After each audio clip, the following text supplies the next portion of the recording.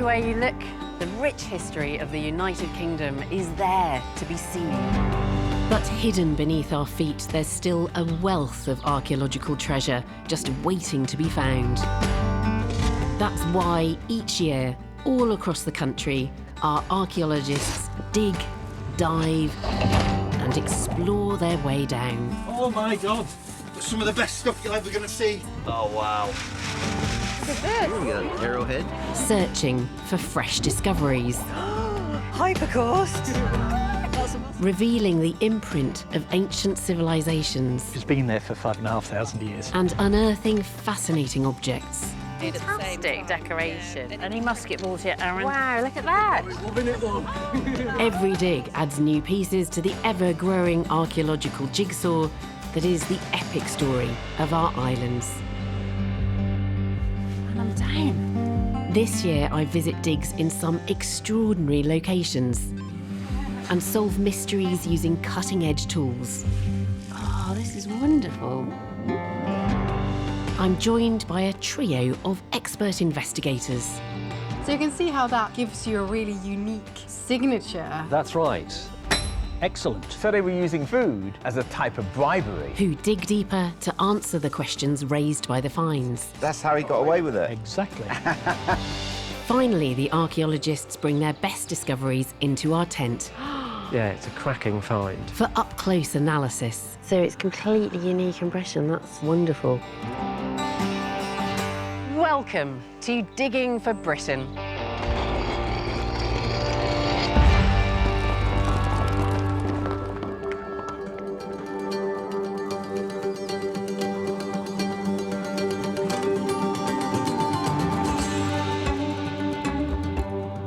This time we take a look at the most exciting archaeology being uncovered in the west of the UK.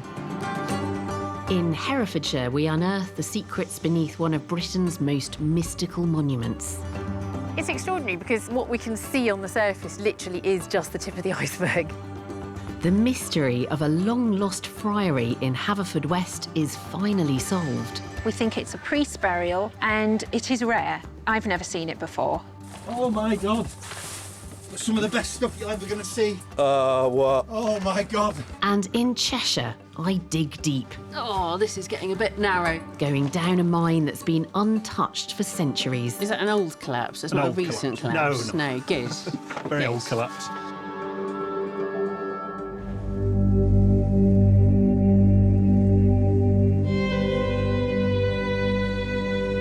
Travel west from Middle England and mid-Wales rises up as the Black Mountains.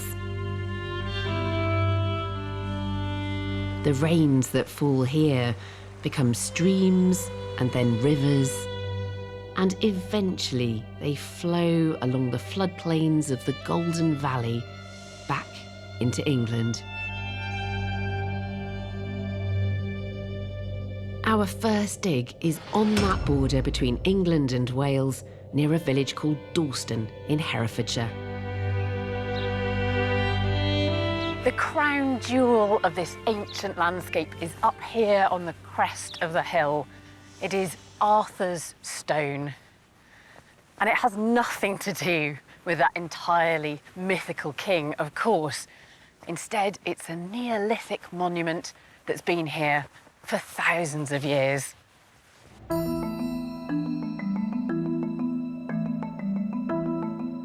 Around 6,000 years ago, Britain's hunter-gatherers were replaced by farmers. The Neolithic was the final phase of the Stone Age. Arthur's stone is a chambered tomb called a dolmen, and its construction is thought to predate Stonehenge. So no surprise then, it's also a scheduled ancient monument protected by law. No in-depth archaeology has ever happened here, and so these great stones, their purpose, and how they connect to the land that surrounds them is a mystery. But this year, Manchester University's Julian Thomas got permission to undertake a major investigation. Julian, you're here because there are unanswered questions. Yeah, this site, considering its position so beautifully, we understand very little about it. So we're trying to tease out the history of this site and trying to work out its sequence of construction. You want to know the real story, but actually there are a lot of myths associated with this. Yeah, absolutely. So there's the idea that King Arthur slew a giant here, the giant fell back and broke the capstone, or perhaps he knelt in prayer on top of the capstone. And then more recently, C.S. Lewis took the idea of the stone table on which Aslan is slain from this as well as an inspiration. So it's as if this place seems to attract activity and attract stories. We've got these stones. What was this? Is this a chamber that was covered up under a mound? Well, I think what is important there is the capstone as something that's visible, because it's evidence of a feat of mobilising people and mobilising labour, which then almost levitates here as something which is just going to be remarkable to people in the Neolithic. And is this a capstone that is broken, or is it two stones? It is a capstone that's broken, and it's entirely possible that it broke during construction. The two halves of the capstone are supported by upright stones to create a chamber, and there's an entrance corridor at each end. But Julian is not digging amongst these stones, but in the ground around them. You are actually digging into the mound to see how that was We're constructed. digging into the mound because rather than just a pile of stones, it seems that it's actually been put together in a very careful, very skillful way. So can we go and have a look in the trenches? Yeah, let's go this way.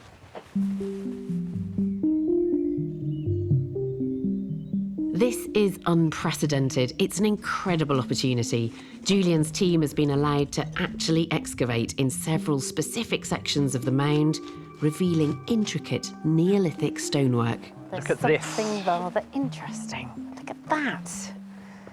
So this is just rubble that's fallen down over the top of it, is it? Yeah, but underneath it is this surface of dry stone walling, which has been there for 5,500 years. That is gorgeous. Did you expect it to be there? Well, we hoped there might be something like this, but this is far better than we possibly imagined. Yeah. It's just incredible. That's just lovely. And it's got a bit of a curve to it. Yeah, just defining a quite small forecourt area here. So this wall is forming a kind of bulbous horseshoe shape. Yeah, it's going right the way round the mound. Julian isn't just here to get to the bottom of exactly when and how the mound was built. Experience tells him larger Neolithic features might surround this monument. So his team have opened 2 wide trenches. And now something quite extraordinary is appearing. And here we've got this avenue of posts coming down and That's disappearing. fantastic. A wonderful line. Yeah. A huge post holes. So these would have held really substantial timbers. Yeah, telegraph poles. Yeah. So we've got a line of at least 15 coming down in this direction, and we've got the other side of the avenue coming through in that trench now. It's extraordinary because it means that what we can see on the surface today, you know, literally is just the tip of the iceberg. It really is, and we only dug here in the first place because we thought there might be pits or post holes.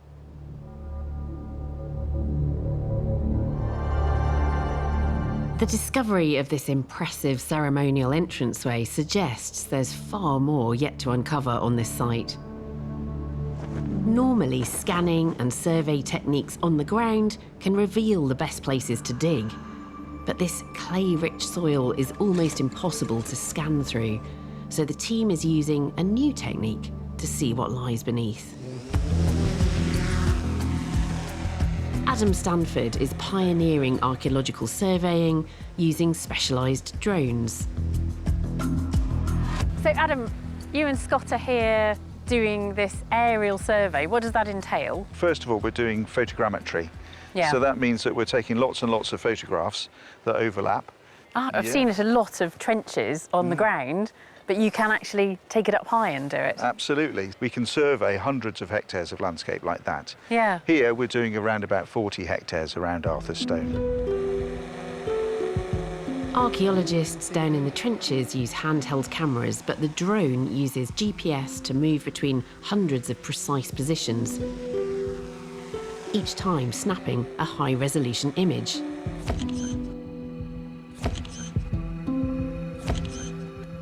Then the magic happens as specialist software is used to stitch these pictures together into a 3D model. The result is an extraordinarily detailed and accurate record of one of Britain's most famous ancient monuments.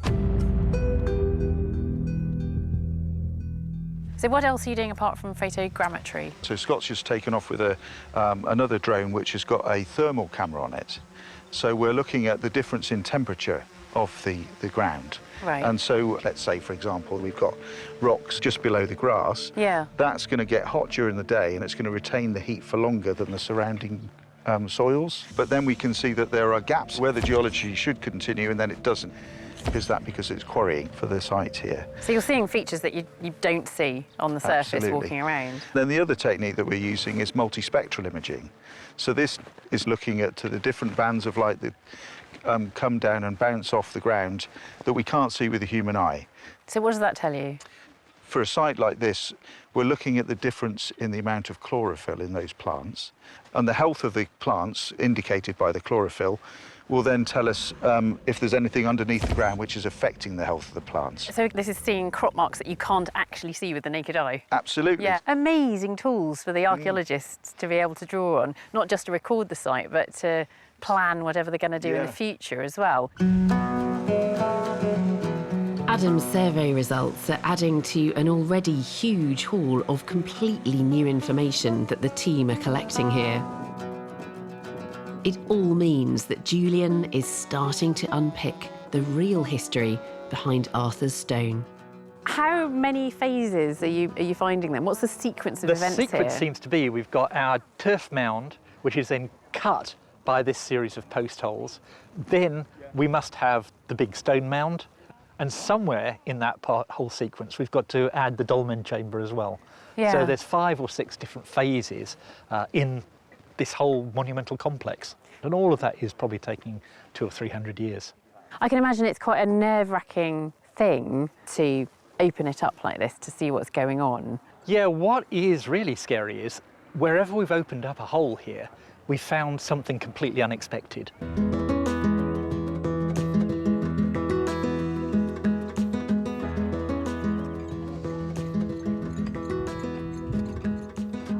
What they're finding here is really exciting because we've got this dolmen, but there's an earlier phase which involved an earthen mound, and probably around the same time we've got a series of massive posts set in the ground in those huge post holes, forming a sort of processionary way up to this mound.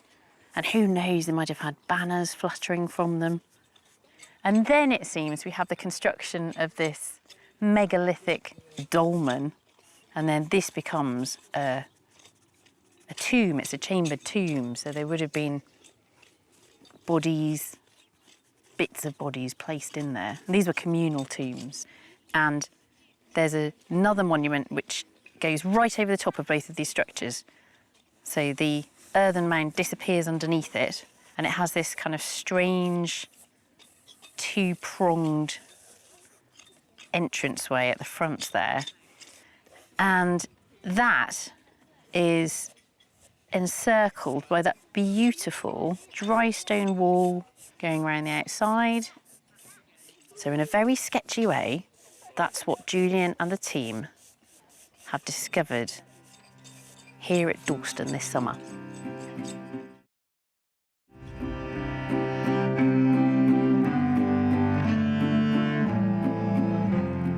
Our ancestors built their megalithic monument on top of this scenic hill, a place to see and be seen.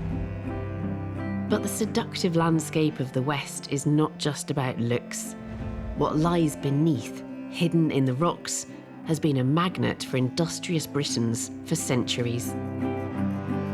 For our next site, we travelled to Cheshire and an elevated ridge full of fascinating geology known as Alderley Edge. The rocks here date back more than 200 million years. But this story is set much more recently, at the dawn of Britain's industrial boom.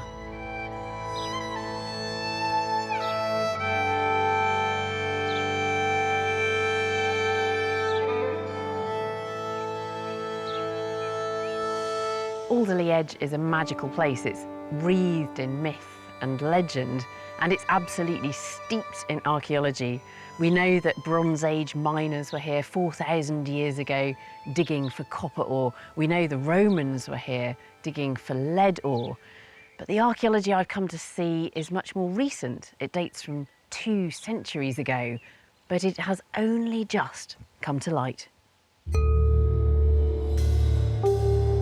In 2021, strange depressions appeared in the ground, so local cavers investigated and discovered a deep vertical shaft. This led to a completely unknown early 19th century mine network. That's where you come out of the shaft, and you come into this chamber. It goes on that way, and then that way. They filmed their very first exploration. Oh my God! It's a tiny little chamber. Yeah. But some of the best stuff you're ever going to see. What? Oh my God! A survey company was called in to map the full 200 metres of the mine, creating this 3D image of the labyrinth that lies underground.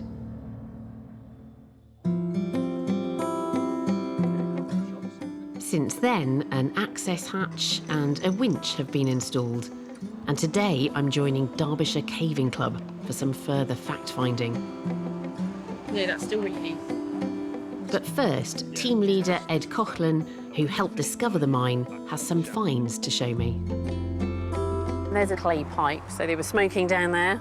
These wonderful personal items and tools are datable to around 200 years ago, when this mine was abandoned. Presumably these are what was actually used to mine the ore and extract it. Yes, it was all hand dug here. What's this vessel? So this was a bowl that was found buried in a wall. Why do you think they might have left a bowl like this down there? As they were very superstitious miners. Were they? They would often sort of say thank you as a keep the mine spirits happy. Yeah. They're known as knockers. You'd often hear a knocking noise to signify head this way, you're doing well, sort of thing. Of course, I absolutely don't believe in such superstitions, but I hope the mine spirits are going to be very, very kind to us today. I'm sure they will be. And we're putting their bowl back, so they should be. As you pull down the lever, you can feed the rope into it. Lovely. I'm going to accompany Ed on a sort of reverse archaeological dig, placing some of these objects back where they were found. Oh, mind your head. And retracing the footsteps of those early miners who left them behind. So we're a lean, mean team here at Alderley Edge. We're with Derbyshire Caving Club. And then in terms of our own team, it is just me and the cameraman Colin going down there because it's going to be a tight, tight squeeze. But it's a unique opportunity to see this newly discovered part of the mines. Our exploration will take us along more than 100 metres of tunnels to the deepest accessible point of the mine shaft. Rope's free. Remember, the cable will take you. Right, I'm coming down. Oh, I can see all the pick marks from the people that actually dug out this shaft.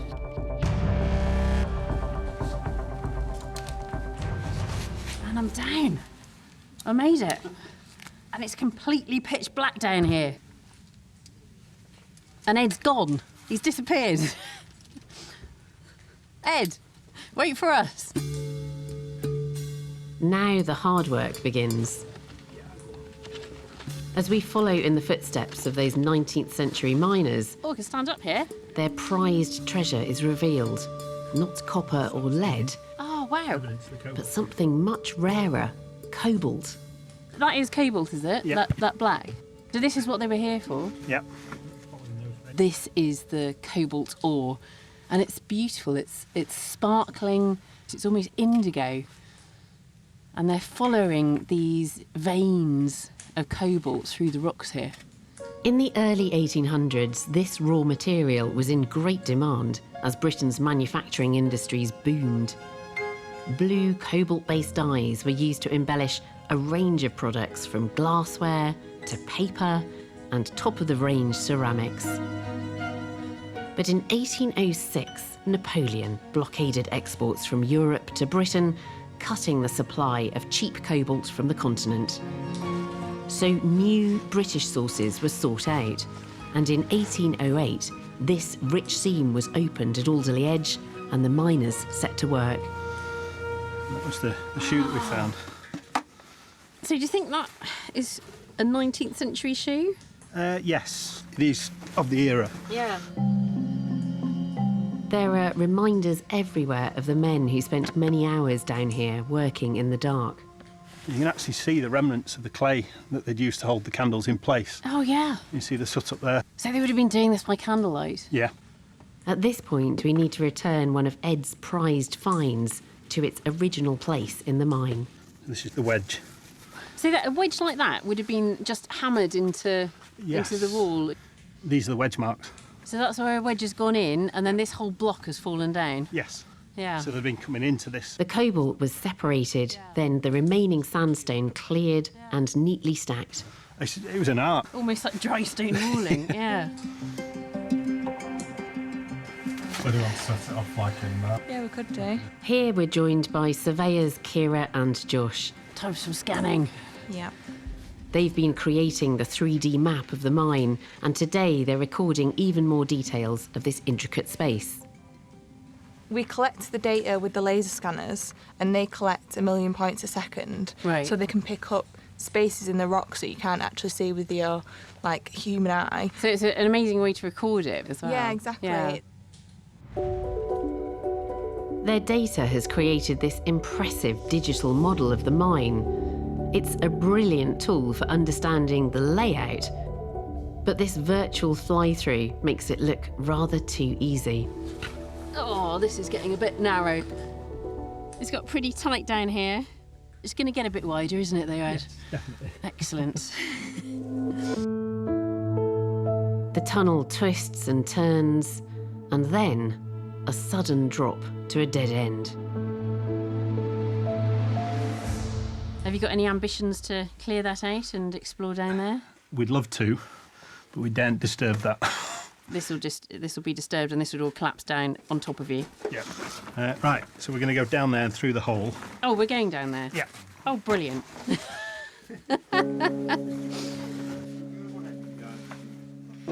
There is a way through, and it is well worth it. In this impossibly narrow pocket, Oh, my God. one of the cobalt miners has left his mark. Oh, that's amazing. Is that done with the soot of a candle? Yep. So, on the 20th of August, 1810, there was a miner in here holding a candle up to the ceiling and just let the smoke create this graffiti. Very lovely handwriting.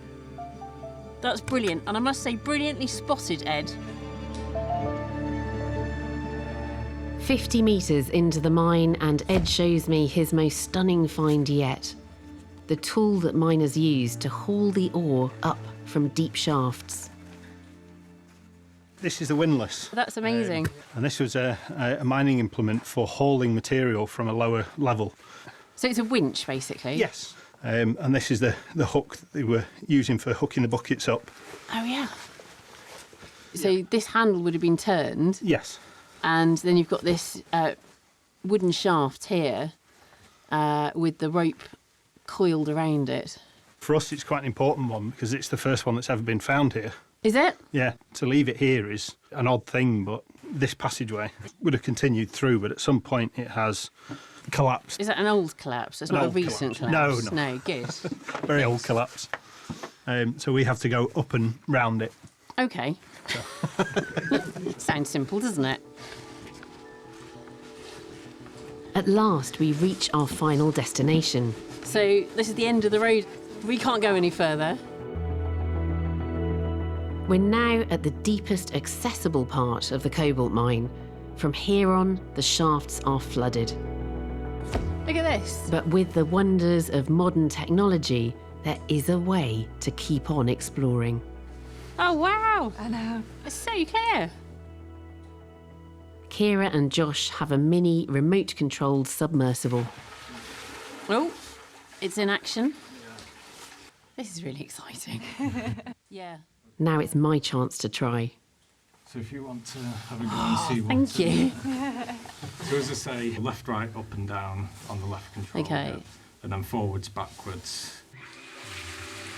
Via the video feed from the submersible, I can search this underwater labyrinth for remnants of the mine's past. It's still swimming, isn't it? It's swimming. Still moving, just very slowly. Yeah. Oh, I've just crashed the submersible. You'll find that happens a lot. Okay. Once I get the hang of it, I guide our robo-archaeologist into a shaft that no one has set foot in for over 200 years. Some of the pick marks. Oh, yeah, the pick marks, yeah, on the walls. Oh, this is wonderful. The dark blue veins of precious cobalt are clear to see. Looks like it might be another shaft, a little bit like this.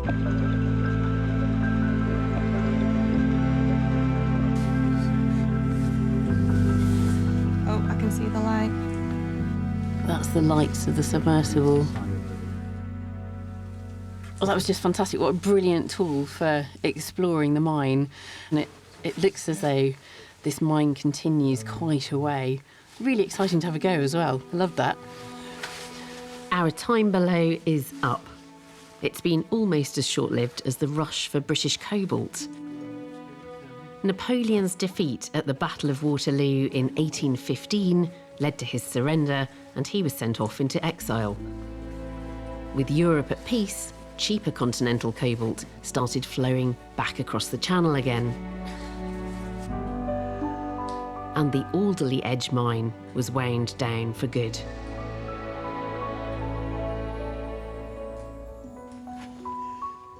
Before leaving, there's one final stop to return the bowl left by miners as an offering to those mystical knockers. And this is close to where it was actually found. Yes. Albeit in some 21st century Tupperware for ultimate protection from the elements. There we go, so that's our offering to the spirits of the mine at Alderley Edge, and the spirits have treated us well today. Yeah, a little bit more crawling than you thought, but... Over Alderley Edge he took his course, where the day is endless night. As we resurface, Well met, said the man as he stood in the park. there's a traditional Alderley Edge miners' serenade. But the farmer said she's not for sale till I get to Michaelsfield Fair. Thank you very much. That was amazing. Oh, that really is incredible down there. It feels like you're stepping into another world, and you are. You're going back in time 200 years ago to when the miners were there exploring those cobalt veins, chipping away, probably only making a metre or two of progress each day, but carving out this extraordinary system of tunnels, and they're all still there beneath our feet.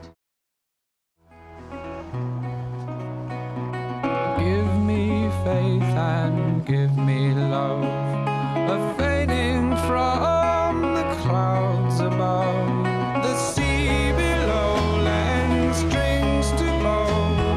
If I can't jump, just push and shove.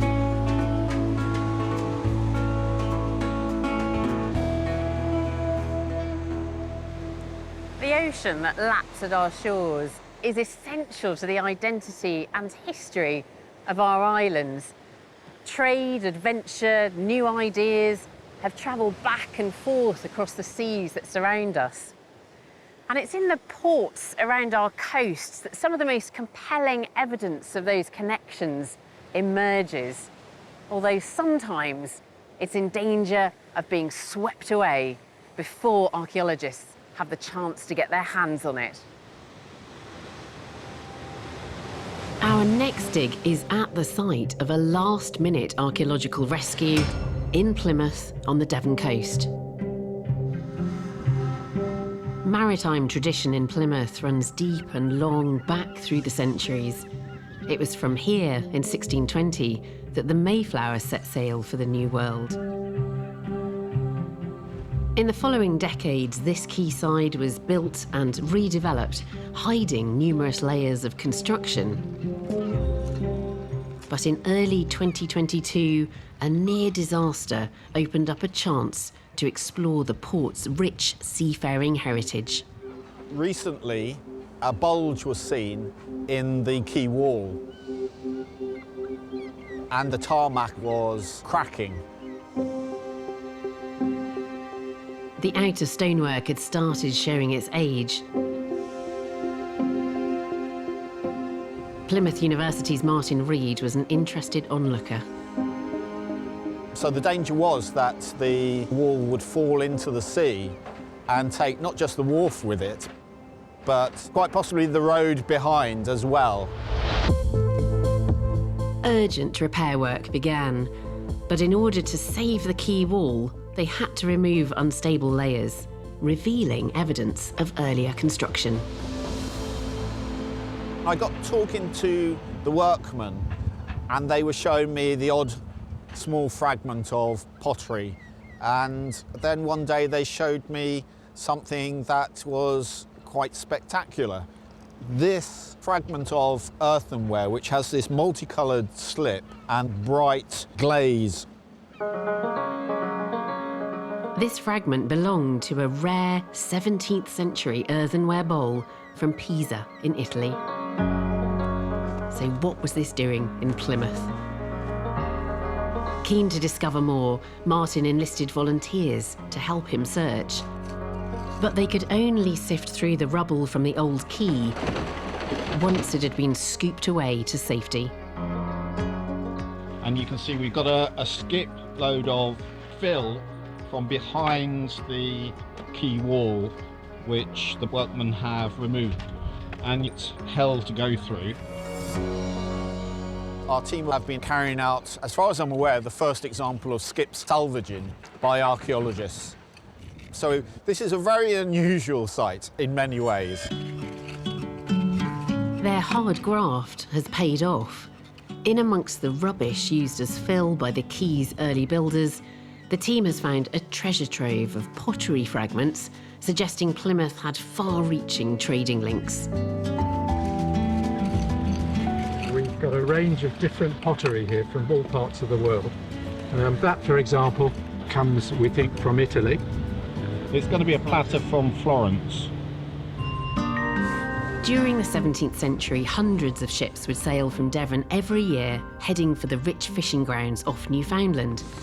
They'd then sail on to Europe to sell some of their catch, and then return to England, bringing back not just fish, but also fine European goods. These exotic fragments of pottery from the collapsing quayside have a fascinating history to tell. So Martin has brought some of his best finds to the Digging for Britain tent. So you've got your team of volunteers and they are finding lovely bits of pottery. But what does the archaeology tell us that we didn't know before? What it provides is evidence of this trade in a sealed context. Martin's finds have been traced to two distinct phases of the quay's development, one from the late 1660s and an earlier layer from the 1650s at the time of Oliver Cromwell's short-lived republic, otherwise known as the Commonwealth. During the Commonwealth period, I can't identify any of the Southern European ceramics, but we are getting stuff from Germany and Holland. Why? Probably disruption by the Royalists, I think. That's just beautiful with that blue glaze on it. So this is Westerwald from the Rhineland, and they're very characteristic, this cobalt blue and the grey, and these have these animals on. They're great. So this is just after the Civil War? Yes, Yeah. so in the 1650s. But then after the restoration, from the layers that we think are in the 1660s, then we're suddenly finding all of this material from Spain, France, Italy, Portugal. This is lovely, this marbled pottery. This is from Pisa in Italy, and it's just gorgeous. So this would have been an enormous great bowl. Yeah. Basically, fishermen were bringing back pottery from Iberia and the Mediterranean. So on some sites in Plymouth, 50% of the ceramics are Mediterranean. It's the highest proportion in England. Is it? Much higher than London. That's remarkable that it's higher than London. Well, in London, you had access to better wares locally, whereas in Plymouth, you just didn't. You can see who wouldn't want to eat off plates like this. There's one thing that we haven't spoken about, Martin, and it's this. What is that? Technically, it's known as a star bead, and it's our star find. Is it? It's from either Venice itself or an island in Venice Lagoon called Murano, which still makes glass today. Glass, yeah. And these would have been high status. They would have been somebody's expensive necklace who would have been very unhappy to have lost one bead. What a nice collection to find in a skip. And brilliant that you spotted it, because the landfill of yesterday is the archaeology of today. Yes, very true.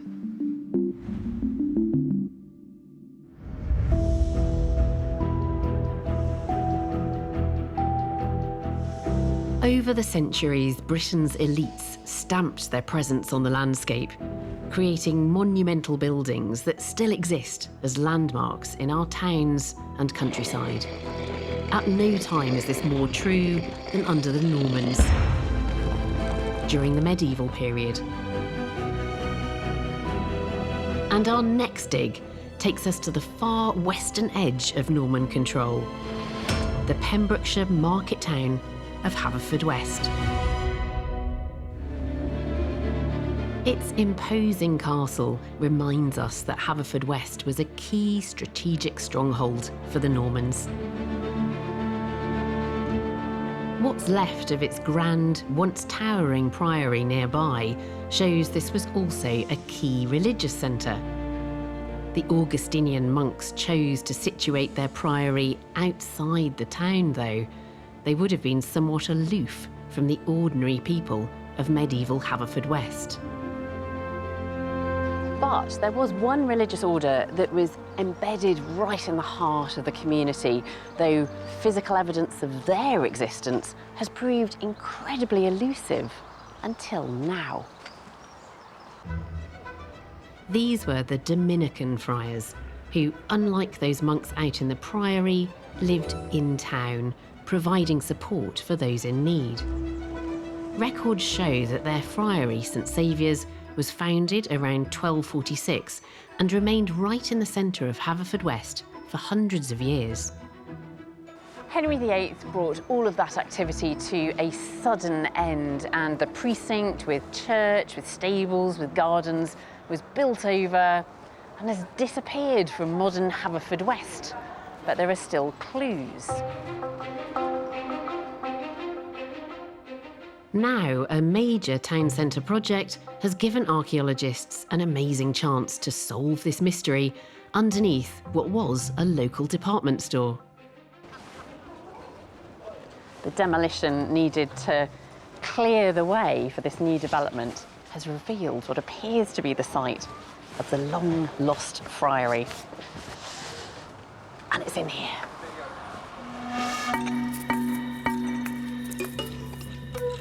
Dyfed Archaeological Trust have been excavating here for several months. Only 5 Dominican friaries have been recorded in the whole of Wales, so if this is the elusive St Saviour's, it's a truly significant find. Fran! Hello! Hello! Fran Murphy is leading the dig. Well, you've certainly got some archaeology here. Yes, it's very intriguing archaeology. Have you found the long-lost priory? Well, I think we have. We're in the friary grounds, at least. But I'm not sure at the moment we have enough evidence to say that we are inside a building. There are no old maps to work from, but they found what looks like an external wall, which probably surrounded the entire friary compound. I mean, this is really exciting because you don't really see much evidence of medieval Haverfordwest at all. No, I mean, this is the first excavation that's ever taken place in the medieval town of Haverfordwest. The first ever? First ever. With its river trade links, Haverfordwest boomed in the 13th century. And as the town grew, so did people's day-to-day problems.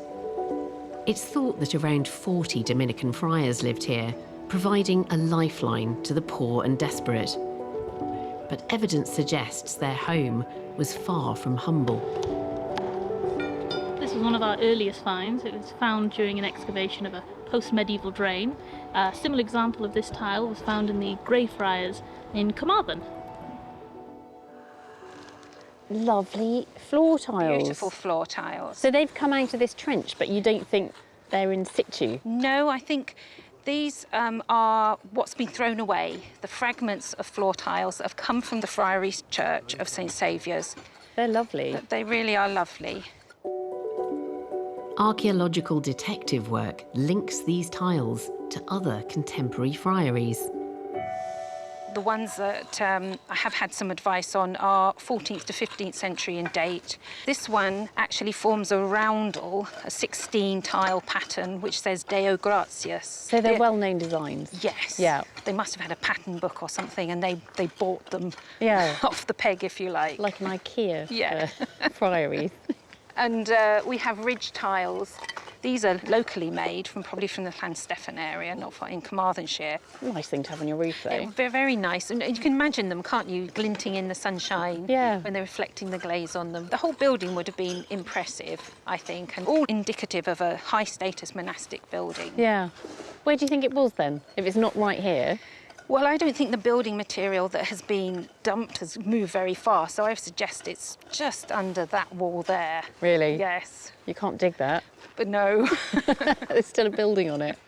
There is, unfortunately. But I think what it has shown is we've definitely, I think, now pinpointed that it's here. Franz found other tantalising clues that a high-status building occupied this site. Well, these are more delicately carved stone that I think has come from the interior of the church. Yeah. As you can see, we have a little angel's head. That is beautiful. Look at that. Expert stonemasons would have chiselled and shaped these exquisite carvings. You can see its little face. Yeah, I mean, it's damaged at the top there, but you can still see eyes, nose, mouth, and these little fingers here. And he's holding something. Yeah. If this is St Saviour's, they would have taken care of the townsfolk in this life and into the afterlife too. Archaeologists have made their most significant discovery yet, a large cemetery. We found 17 individuals which have been buried, and a lot of charnel remains as well in the earlier graves.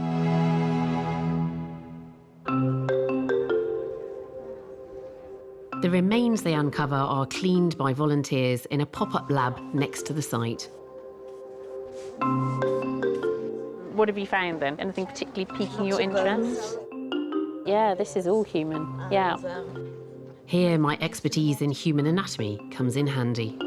So what part of the body would that be from? That is from the sacrum, so it's from the very lowest part of the spine. And then what you've got here is a range of finger bones. You've got some metacarpals, so they sit there in the hand. Yeah.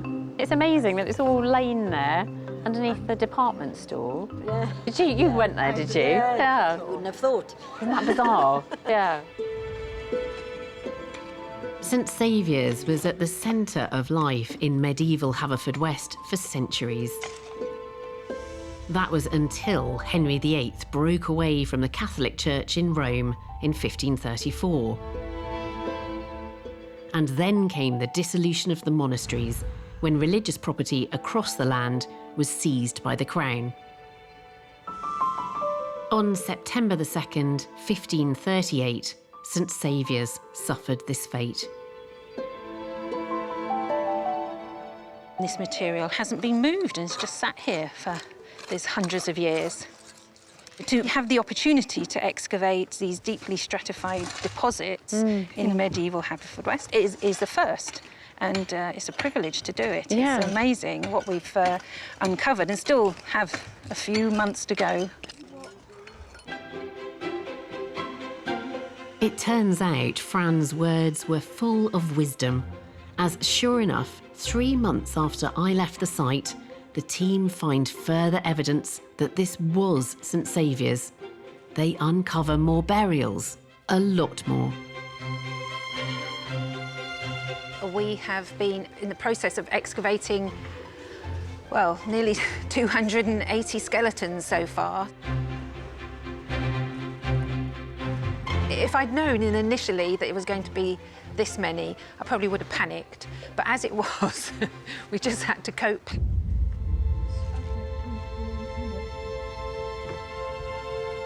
This was clearly a very large cemetery, the final resting place for the whole community of Haverfordwest, old and young. So we've got 2 child burials here. So this one maybe about 2 or 3 year old, and I would say that this one's about under 10. The team have uncovered burials from the 13th right up to the 17th century, beyond the life of the friary. Each one of them carries unique information about their life. Some of the people in their lifetime probably were suffering from syphilis because we can see the effects on the bones. And rheumatism, spina bifida, that information we can't get from any other type of find. In the earlier layers from around the 14th century, the team believe they've found evidence of the friars themselves. We're at the western end of the site, and we excavated a number of stacked graves, very neatly aligned east-west. They were all adults, and their feet came right up against the wall. It does suggest that they could be friars. Could this be the evidence Fran's been seeking of an actual friary building? It would suggest that there is a building that is to the west of this wall, but we have very little evidence for floors, and that is confusing us, I think. They just seem to have been taken away completely. At the other end of the site, though, it seems they have found the religious heart of the friary, the church. What we are revealing are stone-lined crypts that have contained coffins, which we are sure have been below a building that stood above them.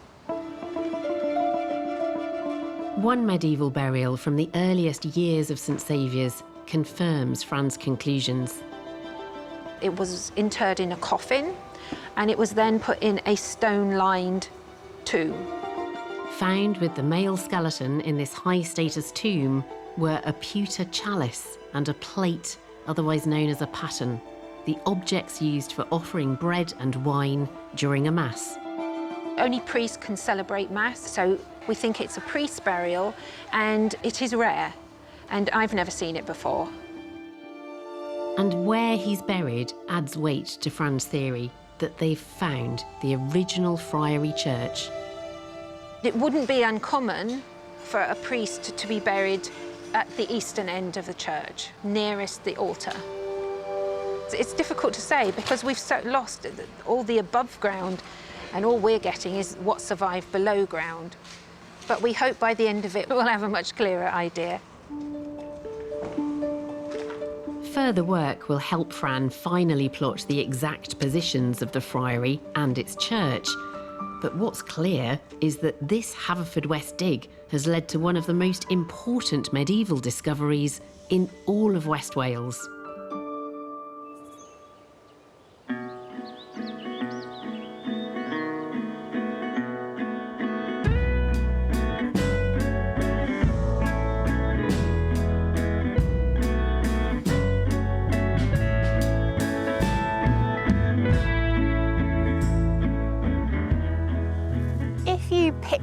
A prehistoric house, you're probably thinking of a round house built of timber with a thatch or a turf roof.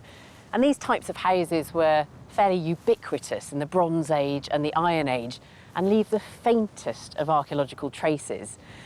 But if we go back even earlier, into the tail end of the Stone Age, the Neolithic, in some places we see very different forms, larger, more substantial, and even startlingly modern. For our next dig, we head to Northern Ireland and the outskirts of Londonderry. Centuries before Stonehenge was built, as farming culture swept across the British Isles, in places it came with a radical new style of building.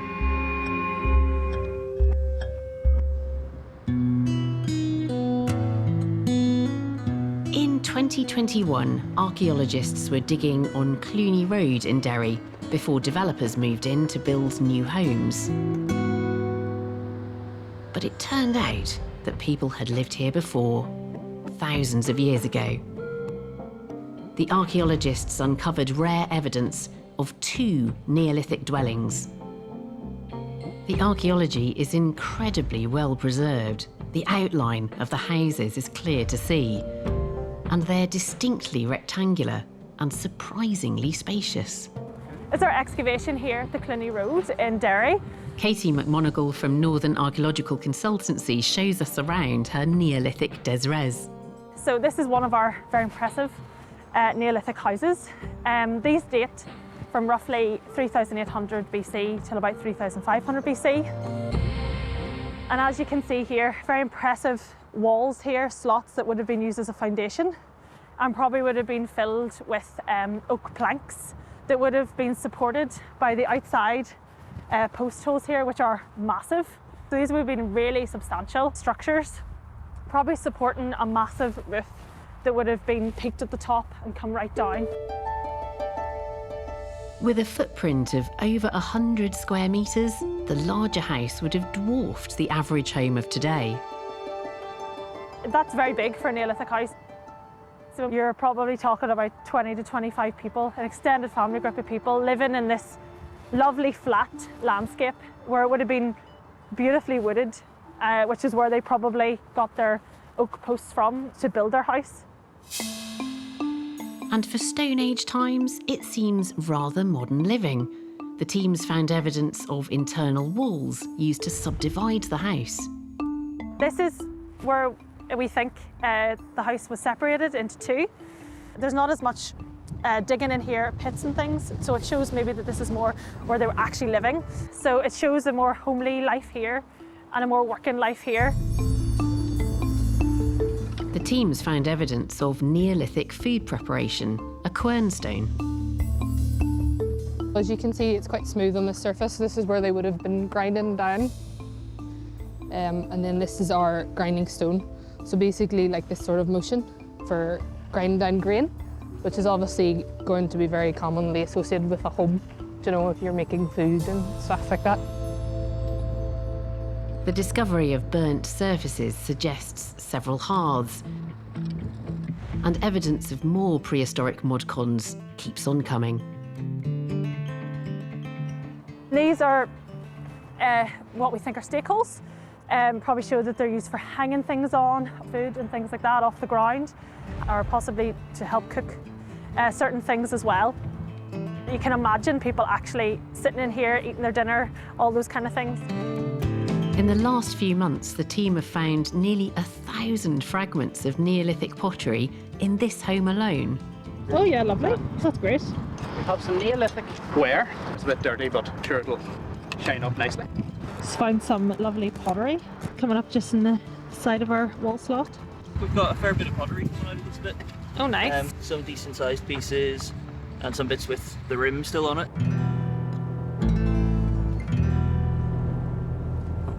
Neolithic houses are found throughout Ireland, but our house here on the Cluny Road in Derry, it's huge, and as well coupled with the house at the back, it also shows that these people have been living here for such a long period of time.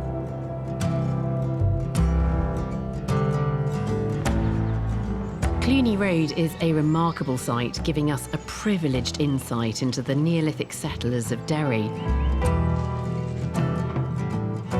But there's more to learn from the finds, so Katie has come along to the digging tent. Now, Katie, Katie, thank you so much for bringing these finds in, and my eyes immediately grabbed by that aerial photograph of your site. Yeah, it's amazing, isn't it? Yeah, I mean, I kind of want to ask, well, where's the archaeology then? But it's it's so obvious. extraordinary.